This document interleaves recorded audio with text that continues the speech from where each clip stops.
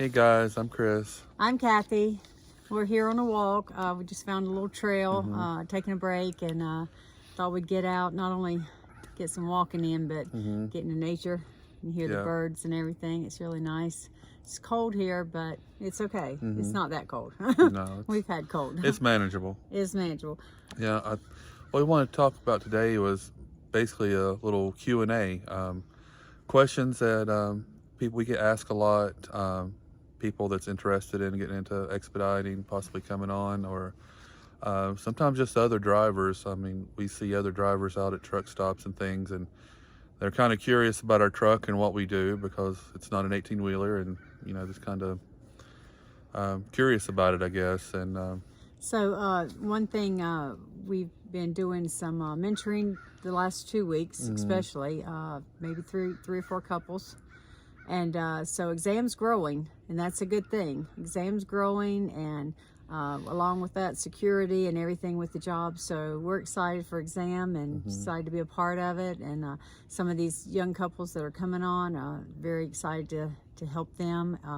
These are some of the questions that we get asked a lot. So thought we'd run through them real quick for you, and you know, just tell everybody in this video some of the things that people wonder about. So usually they ask how much weight we can carry. Yeah, for sure, when you're starting out. Yeah, especially see, it's, you know, it's a smaller truck. It's not an 18-wheeler like you mentioned, and we have a 20-foot box. So and we have 3 axles. It is a tandem axle.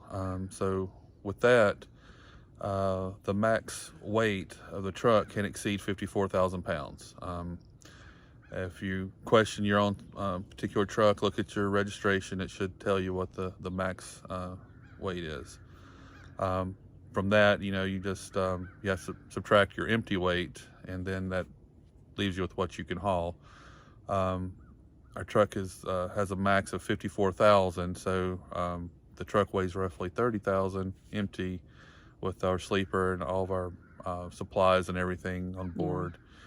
So as a rule of thumb, we just say 20,000 pounds, and truthfully, that's just way more than we would ever need, because we're expediters. It's not about hauling a large amount. You know, it's not quantity. No. It's you know, getting something there quickly and securely, and that's what people pay for. Or getting in and out of spaces they can't get 18-wheeler in. We get that also. In the big cities, sometimes San Francisco or Los Angeles, you can't get around. Yeah, sometimes they have these docks off these little tight alleys, and I mean, truthfully, sometimes our truck can barely get in there. True. But definitely a tractor trailer is not going to make it. Another one is the number of pallets. You know, they'll tell you how many pallets you're going to pick up when you get ready to accept the job, and all pallets aren't the same size. There's a standard pallet. Yes, yeah. You know, standard meaning usually 48 by 48. We can get a max of 10. Yes. That's 2 rows of 5. That's if, you know, if they're not stackable, which usually they're not. Pharma, never stackable. Right. And usually hazmat, not either. So usually you're not stacking. Yeah. Now that includes us having to shift around some of our support equipment. Leaving everything the way we normally carry it, we can haul 8 comfortably. Right, right. And another thing is the height. Yeah, the dimension of the truck, as far as the height goes, it's basically the same as a tractor trailer. Just say 13.6. Length, however, 40 feet, which is the same as most RVs. Right. You got, well, the height thing is very, very important. If you're working on the East Coast, and then Massachusetts, Boston area, Cambridge, all those places up there, even New York, you're going to get bridges that you can't go under. Right. Now, New York and New Jersey and places like that usually call them parkways, and you know you can't go on those. Yeah. But some places like Massachusetts is the worst. You'll just, sometimes your GPS will route you there. Yeah. And all of a sudden you're at a 12-foot bridge. Right. And you're having to turn around in traffic, and that's not good, not comfortable. Most of the times the warning sign is right when you get to it. Right. And, you know, they don't give you enough warning to turn around or turn off some, you know, before you get to it sometimes, and you literally have to back up. Right, right. But that's one of the things, the height under the bridges. Okay, guys, so I mentioned earlier that our length is 40 feet, it's bumper to bumper. that's the size of most RVs. So with that being said, a lot of times we can stay at RV parks. Right, that's wonderful. You know, it's location by location, call ahead, or, you know, just check in and see with the office. Especially if you're going to be over the weekend waiting and Right. no traveling and no Right. job. Yeah, it's, you know, it kind of Enjoy breaks yourself. it breaks up the you know, the job a little bit. Yeah, you're still together. Uh-huh. You still can go. You're in new places. You can Right. adventure like we're doing now. It's just, But you know. it's nice to stay somewhere other than a truck stop Oh, or gosh. you know, a rest area sometimes. So It brings you down. right. So it's almost like camping at that point. You just pull up to Yep. one of those spaces, and these trucks are equipped with a 50 amp hookup. So Yes. they have 50 amp service. You have the cable to connect it, and you can connect your water, and I mean, it's like you're staying in an RV. And, Right. It gives you a whole different Mm-hmm. mindset. You're ready to go back to work on Monday because Yeah. you do live in it when you're out on the road, but it is your work truck. So you need to get away. You need to change it up Yeah, sometimes. and if you're ever in San Diego, California, right there along the beach, there's actually one. I don't remember the name of it, but you can stay there, and you stay right on the beach. Yes. It's not necessarily cheap by any means, but it's a very nice place to stay. I mean, Right. you can hear the waves, you know, the whole time Walk you're on there. the You're beach, stay literally there for on the weekend. beach. Right. It's beautiful. But now the most of the national parks. Yeah. Yeah, that's the downside. Although most national parks allow RVs, they don't allow any kind of commercial truck. So, you know, it's a privately owned RV park. That's one thing they can make the call themselves, but usually they won't budge with the national park. So unfortunately, you can't do that. If you have some time down and you're near a national park, what we found is what you can do is find a place to park your truck and rent a car and just take Yeah. a rental car for the day to go if there's something you really want to see. Right. Sometimes it's worth it if you're Yeah. somewhere you really want to be. Yeah. I mean, you're there, so why not? And believe me, you can be in California in those places a lot because there's a lot of freight that goes in and out of there. Right. Pharmaceuticals usually. But yeah. So we're going to show you some more of the trail we're on now today, and we'll finish up in just a minute. Okay, so here we are walking down this beautiful trail. I think we're the only ones out here. It's I don't think it's a bike trail. I think it's just a walking trail. Just walking. But it's all paved. It's really, really nice. So this just does a world of good for you when you get out and can really explore things you wouldn't normally see, and find a place like this that we can actually park. You know, big enough space for it. Yeah, this is another perk of the job. We end up at places we would never be otherwise. We would never find some of these walking trails or just sites that we see. I mean, otherwise we'd have no reason to be there. Right, right. So it's just, yeah. There's some. I think there's some benches down here and things. So we're gonna go down here and see what may cross over some water. I'm not sure, but this is a good day, huh?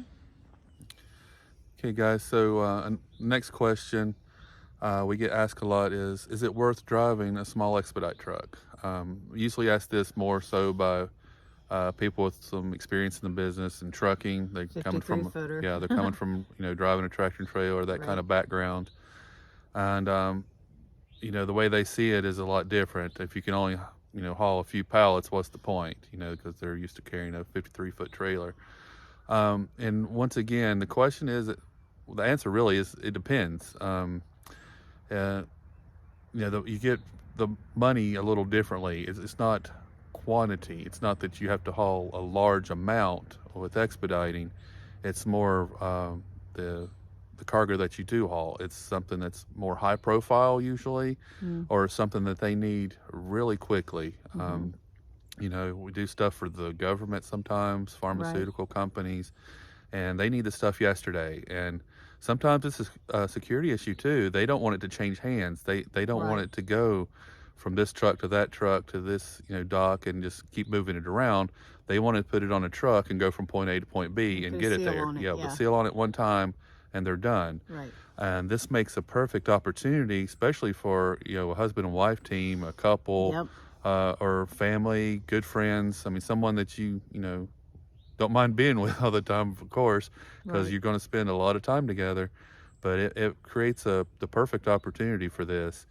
And there is good money in it. I mean, I think some of our highest paying loads has only been a box, or sometimes not even a pallet, 1 or 2 pallets. Those are usually the higher paying loads. And Yep. once again, it's not the quantity of what you were hauling. It's, they need it now. And we've seen on the board, and you'll see, the same price for either a 20-foot truck Hmm. or a 53. Right. They're not paying any more to And either. and you do get slightly Yeah. better fuel mileage in Yeah. a straight truck. I mean, Yeah, about 10 miles. yeah, we between 9.5, 10 would be absolute max. About 9.5 to 10, People ask that. instead of 6 or 7 How like much sometimes. mileage do you get on this, Right. on these trucks? One of the last things that, and like you said, not exchanging hands, so that's more. It's more. It's more secure. Yeah, it's more a private load. Mhm. Yeah, you're paying for the truck, and nobody else is going to ride with it. Yeah, basically they have someone babysitting their freight. There's someone with it the whole time. It's not Yep. just being left somewhere, and Yep. it's not It's a very good business to be in, and it's just getting more and more, like you say, high-end loads, and they will pay. Another question we get a lot is, why exam? And I always tell them, well, we were just lucky enough to fall into it with exam. We didn't have to try and trial and error with other trucking companies, so we just got lucky, and we have enjoyed our stay working with them, right. and watching them grow, and talking with you guys, and learning along the way, because at first you feel like you don't know anything, Right. but once you get that first job underneath you, you're done. You're good. You're good to Right. go, and you do the same thing over and over, and and plus we've got each other. Teams are better. I can't imagine being out here by yourself. I'm hate to say that, but Yeah, and so to much add more to fun. that, with exam, they have staff to help. If you have questions, they have people to help you, mentor you. And Yeah. help you be profitable. Yeah. Because if you're profitable, then you're profitable for the company. It works for everybody. Right. We're not against each other out here Right. in And the then- industry with the exam. Right. We're helping each other. And then at that point, after that, there's no forced loads, so you can kind of work, the schedule you want, Yep. go where you want. If you don't want to go up north and put on change in the wintertime, you don't have to. You can run the you can southern take route. more. Yeah, Yeah. there's plenty of loads out here. You can stay busy. They're So- very easy. Exams very easy to work for. And if you're really interested in making some good money, traveling the United States, working with your spouse or partner, and bringing your pets along, and doing some RVing pretty much while you're making good money. I mean, you can look at it that way. It's all the way you look at it, anything. But we really enjoyed our job. So hope you guys enjoy watching this and maybe learn something. And we'll see you next week. Thanks for watching.